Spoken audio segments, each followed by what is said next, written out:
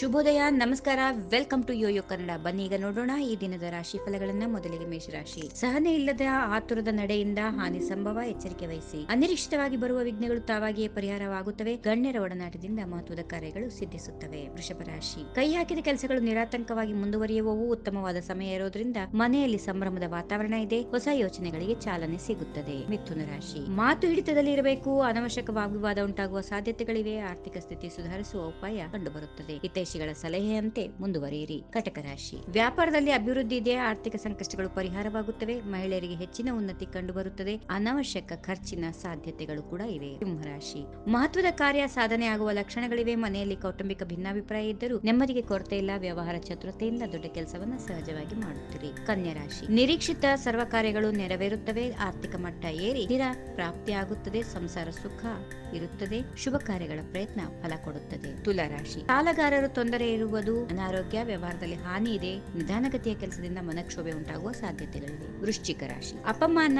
ಅಪವಾದದಂತಹ ಸಮಸ್ಯೆಗಳು ಸಿಲುಕಿದಂತೆ ಎಚ್ಚರ ವಹಿಸಿ. ಈ ಸಮಯದಲ್ಲಿ ಮಾತಾಡೋ ಬದಲು ಮೌನ ಉತ್ತಮ. ಮಕ್ಕಳ ಶಾಲಾ ಕಾಲೇಜುಗಳಲ್ಲಿ ಸಾಧನೆ ತೋರುತ್ತಾರೆ. ಧನುರಾಶಿ. ನಿಧಾನವಾಗಿ ಕಾರ್ಯ ಸಿದ್ಧಿಯಾಗುತ್ತದೆ. ಮಕ್ಕಳಲ್ಲಿ ಹೊಸ ಹುರುಪು ಕಂಡು ಬರುವುದು. ವ್ಯಾಪಾರಿಗಳಿಗೆ ಮಧ್ಯಮ ಫಲ ಇದೆ. ಸೀಮಿತ ಆದಾಯ. ಸೀಮಿತ ಕಾರ್ಯಗಳಿಗೆ ಬೇಸರ. ಮಂದಗತಿಯ ಕೆಲಸಗಳು ನಿರಾಸೆ ಮೂಡಿಸುವ ಸಾಧ್ಯತೆಗಳಿವೆ. ಶಾಂತ ಚಿತ್ತರಾಗಿ ವ್ಯವಹರಿಸಿ. ಮಕರ ರಾಶಿ. ಅನಿಸಿಕೆಗಿಂತ ವಾಸ್ತವ ಬೇರೆ ಇರೋದ್ರಿಂದ ತಕ್ಕ ಬದಲಾವಣೆ ಮಾಡಿಕೊಳ್ಳುತ್ತೀರಿ. ನಡತೆ ಅಲ್ಲ, ಸೂಕ್ಷ್ಮತೆ ಇರಲಿ. ವ್ಯವಹಾರವನ್ನ ಪೂರ್ಣವಾಗಿ ಆಲೋಚಿಸಿ ಮಾಡೋದೊಳ್ಳೆಯದು. ಧನಹಾನಿಯ ಸಂಭವ ಇದೆ. ಕುಂಭರಾಶಿ. ಮನಸ್ಸಿನಂತೆ ಎಲ್ಲ ಕೆಲಸಗಳು ಪೂರ್ಣವಾಗುತ್ತವೆ. ಉದ್ಯೋಗ ಸ್ಥಾನದಲ್ಲಿ ಕಾರ್ಯಭಾರ ಹೆಚ್ಚಾಗುತ್ತದೆ. ಆಸ್ತಿ ಸಂಬಂಧಿತ ವಿಷಯದಲ್ಲಿ ವಂಚನೆಯಾಗುವ ಸಾಧ್ಯತೆಗಳಿವೆ. ಕುಟುಂಬದಲ್ಲಿ ಸಂತೋಷದ ಕಾರ್ಯಗಳು ನೆರವೇರುತ್ತವೆ. ಕೊನೆಯದಾಗಿ ಮೀನರಾಶಿ. ಗಣ್ಯರೊಂದಿಗೆ ವ್ಯವಹಾರಿಕ ಬಾಂಧವ್ಯ ವೃದ್ಧಿಯಾಗುವುದು. ಸಾಮಾಜಿಕ ಕ್ಷೇತ್ರದಲ್ಲಿ ಮಾನ ಸಮ್ಮಾನಗಳು ಸಿಗುತ್ತವೆ. ನೌಕರರ ತೊಂದರೆಗಳು ನಿವಾರಣೆ ಆಗುತ್ತವೆ. ಔದ್ಯೋಗಿಕ ಪ್ರವಾಸದ ಯೋಗ ಇದೆ. ಹೀಗಿವೆ ಈ ದಿನದ ರಾಶಿ ಫಲಗಳು. ಸರ್ವರಿಗೆ ಶುಭವಾಗಲಿ. ಶುಭ ದಿನ. ನಮಸ್ಕಾರ.